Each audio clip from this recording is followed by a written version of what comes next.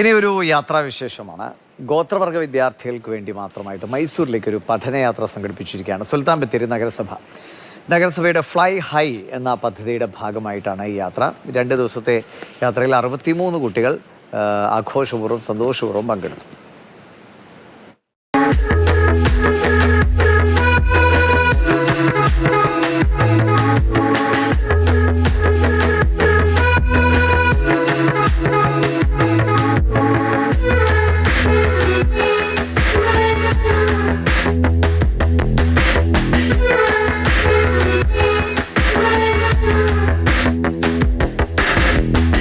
നാല് മുതൽ 8 വരെ ക്ലാസ്സുകളിൽ പഠിക്കുന്ന 63 കുട്ടികൾ. പലരും മൈസൂർ കാണുന്നത് ആദ്യമായി. കൊട്ടാരവും മ്യൂസിയവും ചരിത്ര സ്മാരകങ്ങളും വാട്ടർ തീം പാർക്കുമൊക്കെ കുട്ടികൾ സന്ദർശിച്ചു.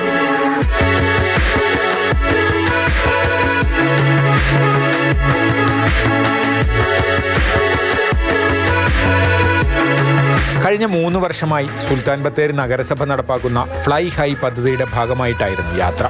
വനമേഖലയോട് ചേർന്ന് താമസിക്കുന്ന പണിയ, കാട്ടുനായ്ക്ക ഗോത്ര വിഭാഗങ്ങളിലെ കുട്ടികളായിരുന്നു പകുതിയിലധികവും.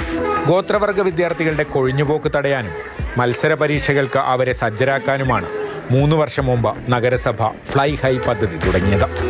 പദ്ധതിയുടെ ഭാഗമായി കുറേ കുട്ടികൾ LSS USS പരീക്ഷകളിൽ വിജയം നേടി. നഗരസഭയിലെ വിദ്യാലയങ്ങളിൽ വിദ്യാർത്ഥികളുടെ കൊഴിഞ്ഞുപോക്ക് തടയാൻ കഴിഞ്ഞതായും ഭരണസമിതി പറയുന്നു.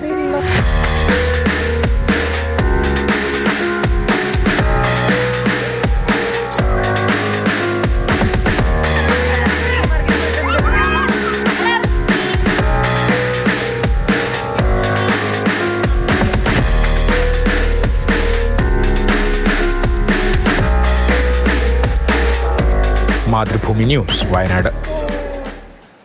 അപ്പോൾ യാത്രയെക്കുറിച്ചുള്ള കൂടുതൽ വിശേഷങ്ങൾ കമൽ പറയും. കമൽ, നല്ല 3 വർഷമായിട്ട് നടക്കുന്ന ഒരു പദ്ധതിയാണ്. കുട്ടികൾക്ക് സന്തോഷവും ഒക്കെ പകരം ഒപ്പം തന്നെ പഠനത്തിൽ അവർക്ക് കൂടുതൽ ശ്രദ്ധ കേന്ദ്രീകരിക്കാനുള്ള ഒക്കെ ഒരു വഴിയാണ്. എങ്ങനെയാണ് ഇതിൻ്റെ ഒരു ക്രമീകരിക്കലും ആരൊക്കെയാണ് ഇതിന് നേതൃത്വം നൽകുന്നതൊക്കെ? ഫ്ലൈ ഹൈ, ഉയരത്തിൽ പറക്കുക, അതുതന്നെയാണ് ബത്തേരി നഗരസഭയുടെ ഈ പദ്ധതിയുടെ ലക്ഷ്യം. വയനാട്ടിൽ വർഷങ്ങളായി നിലനിൽക്കുന്നൊരു സാഹചര്യമായിരുന്നു ഈ ഗോത്രമേഖലയിൽ നിന്നുള്ള വിദ്യാർത്ഥികൾ സ്കൂളിൽ വരാതെ കൊഴിഞ്ഞു പോവുക എന്നത്. അത് നിർത്തലാക്കാൻ സംസ്ഥാന സർക്കാരും അതുപോലെ ജില്ലാ പഞ്ചായത്തും തദ്ദേശഭരണ സ്ഥാപനങ്ങളുമൊക്കെ ഒരുപാട് പദ്ധതികൾ നടപ്പാക്കിയിട്ടുണ്ട്.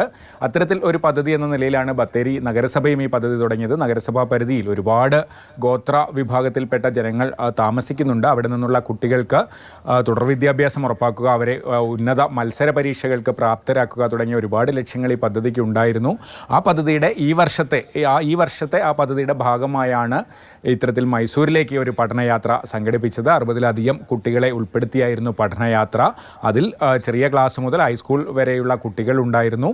പലരും ആദ്യമായാണ് മൈസൂരിലെത്തുന്നത്. മൈസൂർ കൊട്ടാരവും മറ്റ് ചരിത്ര സ്മാരകങ്ങളും അതോടൊപ്പം വാട്ടർ തീം പാർക്ക് പോലെയുള്ള വിനോദ കേന്ദ്രങ്ങളുമൊക്കെ കുട്ടികൾ സഞ്ചരിച്ചു. 2 ദിവസത്തെ യാത്രയിൽ എന്തായാലും പലർക്കും അത് ആദ്യത്തെ യാത്രയായിരുന്നു, ആദ്യത്തെ അനുഭവമായിരുന്നു. ഒരുപാട് കാര്യങ്ങൾ കുട്ടികൾക്ക് പഠിക്കാൻ പറ്റി.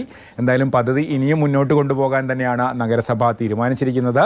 പല കുട്ടികൾക്കും സ്കോളർഷിപ്പ് പദ്ധതി മനോഹരമായിട്ട് തന്നെ മുന്നോട്ട് പോകട്ടെ. കൂടുതൽ കുട്ടികൾ അതിൻ്റെ ഭാഗമാകട്ടെ. പ്രത്യേകിച്ചും അവസാനം പറഞ്ഞ സ്കോളർഷിപ്പൊക്കെ കൂടുതൽ കുട്ടികൾക്ക് ലഭിക്കാനുള്ള ഇടയുണ്ടാകട്ടെ എന്നത് ഏറ്റവും നല്ല കാര്യമാണ്.